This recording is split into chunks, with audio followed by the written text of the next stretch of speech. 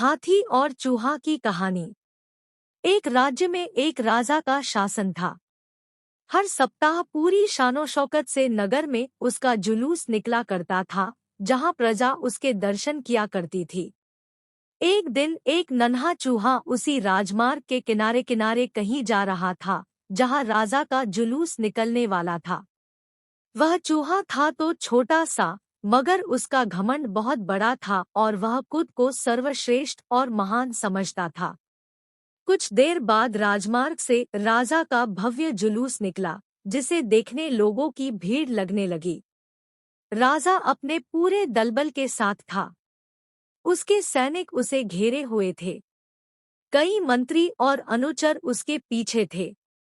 वह एक विशाल शाही हाथी पर सवार था। हाथी शाही था, इसलिए उसे भव्यता से सजाया गया था और उसकी शान भी देखते बनते थी। जुलूस में हाथी के साथ एक शाही बिल्ली और एक कुत्ता भी थे। राजा का जुलूस देखने को उमड़ी भीड़ राजा के साथ साथ उसके शाही हाथी की भी प्रशंसा कर रही थी। यह सुनकर घमंडी चूहे को बहुत बुरा लगा। वह हाथी को गौर से देखने लगा, फिर सोचने लगा, इसमें ऐसी क्या खास बात है जो मुझमें नहीं। मैं भी उस जैसा ही हूँ। मेरे पास भी 2 आंखें, 2 कान, 1 नाक और 4 पैर हैं। फिर उसकी इतनी प्रशंसा क्यों? उसके विशाल शरीर के कारण, लंबी सूंड के कारण, छोटी छोटी आंखों के कारण या झुर्रीदार चमड़ी के कारण? किस कारण?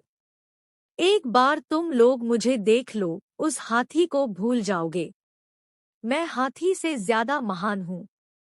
चूहा ये सब सोच ही रहा था कि शाही बिल्ली की नजर उस पर पड़ गई और उसकी लार टपक गई। जुलूस छोड़ वह उसकी ओर लपकी। फिर क्या था? चूहा अपनी सारी महानता भूलकर दुम दबाकर भागा।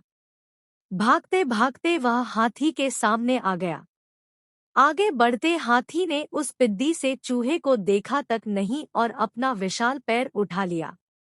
चूहा उसके पैर के नीचे कुचलने ही वाला था, मगर किसी तरह उसने खुद को बचाया। वहां से बचा तो खतरनाक कुत्ता सामने था, जो उसे देखकर गुर्राया। चूहा पूरी जान लगाकर वहां से भागा और राजमार्ग के किनारे स्थित एक छेद में घुस गया। उसका सारा घमंड उतर चुका था। उसे समझ आ चुका था कि वह इतना भी श्रेष्ठ और महान नहीं।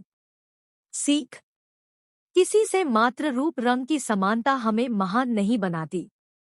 महान हमारे गुण और कार्य बनाते हैं।